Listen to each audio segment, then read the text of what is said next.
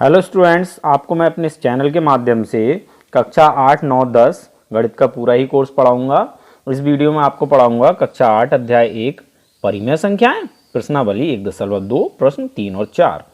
इस प्रश्नावली का प्रश्न नंबर 1 और 2 मैं अपनी पिछली वीडियो में आपको पढ़ा चुका हूं। तो चलिए शुरू करते हैं। स्वागत है आपका आपके अपने यूट्यूब चैनल। प्रश्न नंबर 3 है, ऐसी 5 परिमेय संख्याएं लिखिए जो 2 से छोटी हों।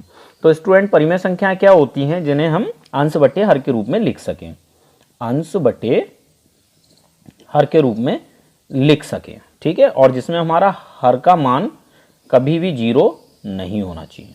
ठीक, तो यहां पर ये आप देख रहे हैं दो क्या एक पूर्णांक है, ठीक है, और पूर्णांक 2 प्रकार के होते हैं, धनात्मक और ऋणात्मक। यानी प्लस वाली संख्याएं हमारी क्या कहलाती हैं, धनात्मक पूर्णांक, और माइनस वाली संख्याएं क्या कहलाती हैं, ऋणात्मक पूर्णांक। ठीक है, और इनकी संख्या अनंत होती है। तो ये जो पूर्णांक होते हैं ये क्या होते हैं, ये सब परिमेय संख्याएं ही होती हैं। तो चाहो तो आप इनमें से कोई भी 5 संख्याएं जो 2 से छोटियों से लिख लो। तो हम क्या करते हैं, लिख लेते हैं -4, -3, -2, -1 और 1। ये 5 हो गई, और ये पांचों की पांचों कैसी हैं, परिमेय संख्या, क्योंकि ये पूर्णांक है। ठीक है, इन्हें हम अंश बटे हर के रूप में लिख सकते हैं। जैसे कि -4 को हम -4/1 लिख सकते हैं, -3 को हम -3/1 लिख सकते हैं, 1 को हम 1/1 लिख सकते हैं। ठीक है, अब इसका मतलब क्या है, अगर हम 1 से -4 को भाग देंगे तो हमारा भागफल -4 ही प्राप्त होगा। ऐसे ही अगर 1 से हम -3 को भाग देंगे तो भी हमारा भागफल -3 प्राप्त होगा, और 1 से 1 को भाग देंगे तो भी हमारा भागफल 1 ही प्राप्त होगा। इट मीन्स ये है -4 को चाहे आप -4/1 लिखो या -4 लिखो, इसी प्रकार -3 को -3 लिखो चाहे -3/1 लिखो, इसी प्रकार आप सभी को लिख सकते हैं। और ये सब क्या है, 2 से छोटी संख्याएं हैं, और ये परिमेय संख्याएं भी हैं। ठीक है, चलिए क्वेश्चन नंबर 4 देखते हैं। प्रश्न नंबर 4 है, -2/5 और 1/2 के मध्य 10 परिमेय संख्याएं लिखिए। आपको -2/5 और 1/2 के बीच में 10 परिमेय संख्याएं लिखनी है।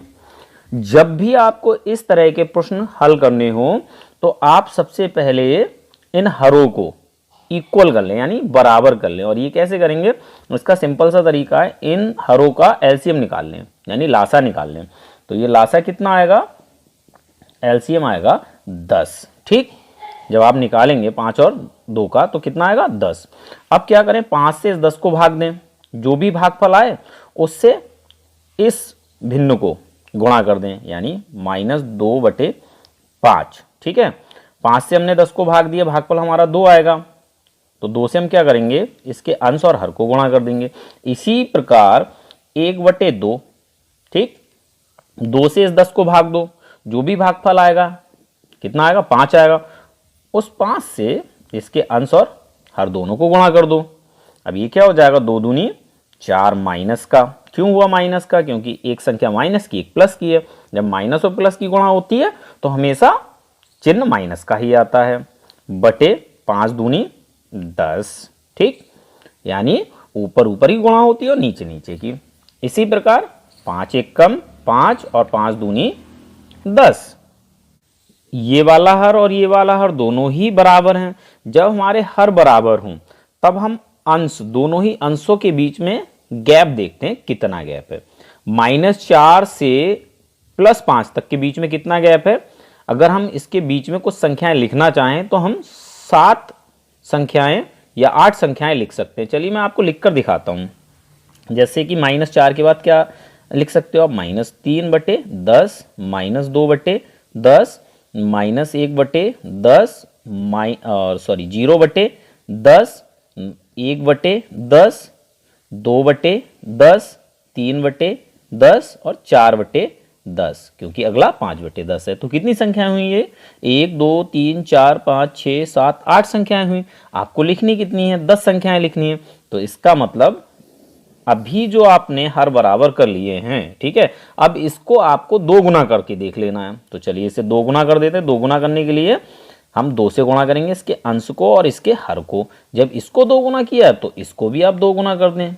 ठीक है, अंश को 2 से गुणा करें और हर को 2 से गुणा करें। तो यहाँ 4 दूनी कितना हो जाएगा -8, ठीक, और 10 दूनी हो जाएगा 20। क्लियर हो गई बात। ऐसे ही यहां हो जाएगा 5 दूनी 10 और बटे 10 दूनी 20। ठीक, अब यहां भी हमारे दोनों ही हर कैसे हैं, समान हैं, तो यहां अंश के बीच में गैप आप देख सकते हैं कितनी संख्याओं का होगा, लगभग 17 संख्याओं का। तो हम इनमें इन 17 संख्याओं में से कोई भी 10 संख्या हम लिख सकते हैं। चलिए जैसे लिख लेते हैं -7/20 -6/20 -5/20, यानी जब आपकी माइनस की संख्या हो तो घटते क्रम में चले जाएं आप।